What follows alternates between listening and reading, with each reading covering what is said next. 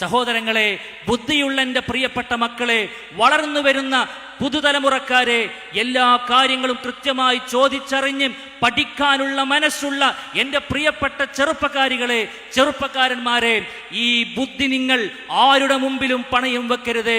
റഹ്മാനായ റബ്ബിന്റെ ദീൻ മനസ്സിലാക്കാൻ ഇവിടെ ഉതകുന്ന രൂപത്തിലുള്ള കൃത്യമായ ബുദ്ധി റഹ്മാനായ റബ്ബ് നിങ്ങൾക്ക് നൽകിയിട്ടുണ്ടെങ്കിൽ അതിനെ ഒരിക്കലും ഒരു പാരമ്പര്യത്തിന്റെ ചവിറ്റുകൊട്ടയിലേക്ക് ഇടാതെ ഓരോ കാര്യങ്ങളും കൃത്യമായ അനലൈസിന് വിധേയമാക്കി കാര്യങ്ങൾ ബോധ്യപ്പെടുത്തി മുന്നോട്ട് പോകാൻ നിങ്ങൾക്ക് കഴിയണം. ധൈര്യമായി ചോദിക്കൂ. ഈ രൂപത്തിലുള്ള ആശയങ്ങൾ പറയുന്നവരോട്, അള്ളാഹു അല്ലാത്ത ആളുകളോട് വിളിക്കാൻ വേണ്ടി ആഹ്വാനം ചെയ്യുന്നവരോട്, പ്രിയപ്പെട്ട മക്കളെ, നട്ടലുള്ളവരെ, ചോദിക്കൂ. നിങ്ങൾ ചോദ്യം വിശുദ്ധ ഖുർആനിൽ ഉണ്ടോ ഒരു പ്രാർത്ഥന റഹ്മാനായ റബ്ബിനോടല്ലാതെ? പ്രവാചകന്റെ ഹദീസിലുണ്ടോ ഒരു പ്രാർത്ഥന റഹ്മാനായ റബ്ബിനോടല്ലാതെ?